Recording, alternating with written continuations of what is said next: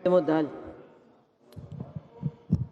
Evo ovako, ministre, možemo da se dogovorimo. Hajde da skinete oznaku tajnosti sa svih sednica vlade sa kojih su učestvovali ministri iz Novog Pazara, pa da vidimo šta su tražili i šta je ova i bilo koja vlada ispunila. Vi danas imate ministra iz Novog Pazara u vašoj vladi. Ja ne znam da li možda vi njega kritikujete, da on možda za građane Novog Pazara ne traži ništa. Da on možda ne traži od vas da vi opremite vatrogasnu službu.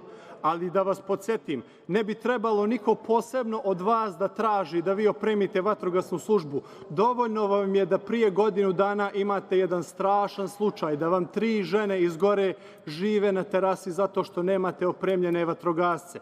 Da vam mesec dana nakon toga vatrogasci dolaze na intervenciju sa cisternom u kojoj je zaleđena voda.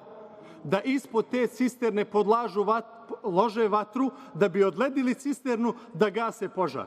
Pa mene bi bilo sramota da se javim, ministre, vi prebacujete odgovornost na ministra iz Novog Pazara, čija to nije odgovornost. Ali ja odgovorno tvrdim i verujem da su tražili to od vas i od svih prethodnih ministara policije. Zašto to nije ispunjeno? To je glavno pitanje. To je pitanje zbog čega mi danas živimo u gradu i zbog čega mi danas moramo posebno da se zahvaljujemo za donacije koje dolaze iz inostranstva. Mi plaćamo porez Srbiji, mi plaćamo porez Beogradu, a bolnice nam se opremaju iz donacija. Gradimo škole i obdanište iz stranih donacija.